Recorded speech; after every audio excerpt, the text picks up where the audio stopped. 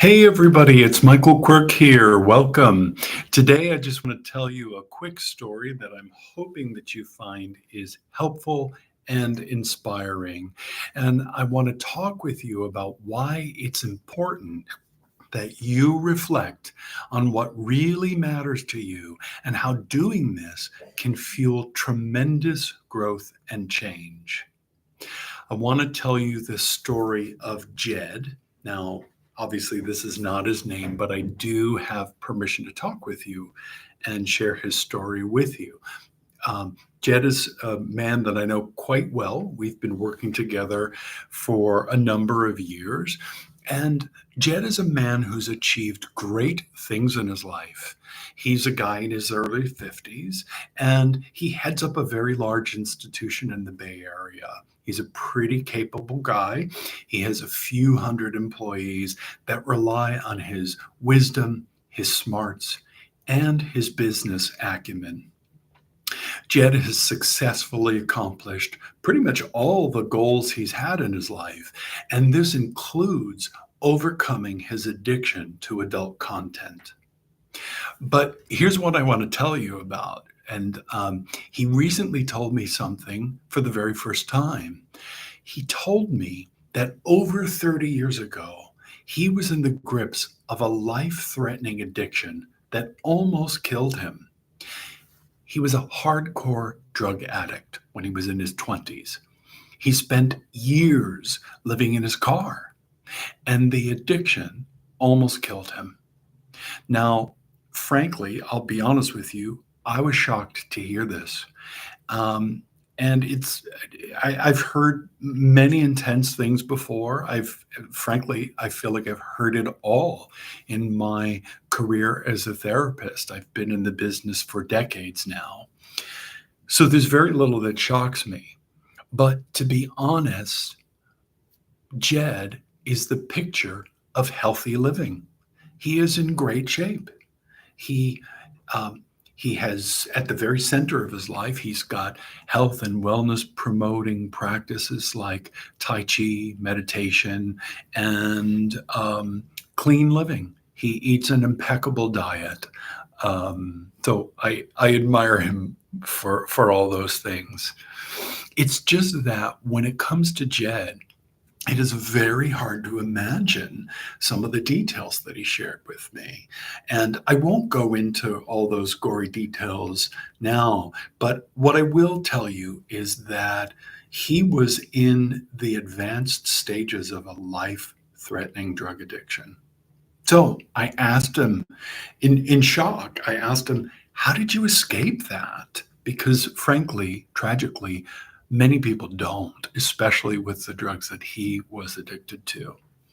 And here's what he said to me. He said that he saw himself from the outside, and that when he did, he realized that he cared about that guy.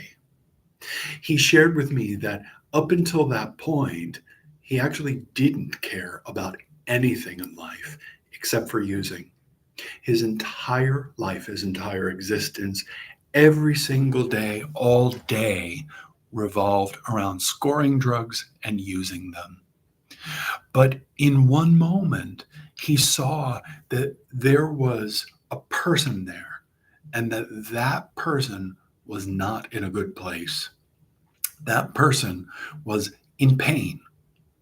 And for some reason, he just cared about that guy. He cared about that guy who was living in his car. He cared about that guy who didn't know where his next meal was coming from.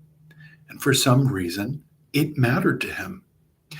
And he told me that he remembered thinking that he didn't want anyone to live like that. So he figured he should probably do something to help that dude out. I'm laughing because Jed actually cracks me up. Um, so, what happened here? Jed expanded what he cared about. He decided that he cared about having an apartment.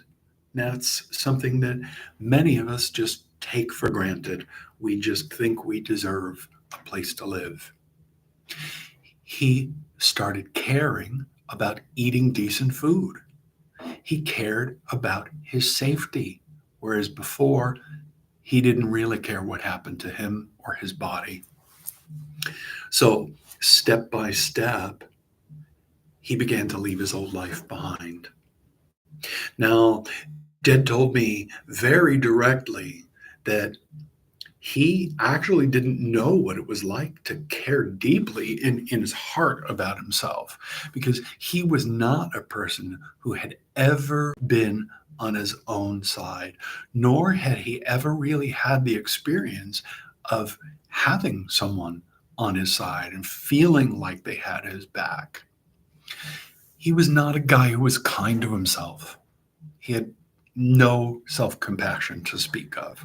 So he told me that he decided he was going to pretend. He was going to fake it. And he made a decision that he was going to act as if he were a person that mattered to himself, as if he were a person that cared about himself. And that led him out of a horrible life, step by step. 30 years later, he used the same mindset to free himself of compulsive porn use. Now, I'm thrilled to say that it's been over a year since he's had a porn relapse. And together, we've been working during this time to improve every single area of his life. Now, what I'm saying to you is that you can do what Jed did. You you might not relate to the severity of his story. Maybe you're a person who's never struggled with a brutal drug addiction. Hopefully, you're a person that's never lived in his car. Hopefully, you've always had an apartment. You've always had decent food to eat. Um, but there's a kernel of truth in this story. There's a kernel of wisdom that you can take and apply to yourself, your life, and you can cultivate your own greater well-being. So, how do you do that? Step one is this: just get on your own side, just like he did. Be your own advocate. Just decide that. If you don't feel good about your porn use, change. Do what you need to do. Step two here is be sure that you get wise guidance and support. And that's something I can help with. My program teaches you the skills and gives you the support and the guidance that you need to kick the porn habit. Now, I want to invite you to watch my 17-minute video, and you'll learn how you can kick the porn habit for good. The link is in the description nearby, and I also want to wish you the best. Thank you so much. I hope that you got something valuable, useful, and maybe even inspiring out of this example today.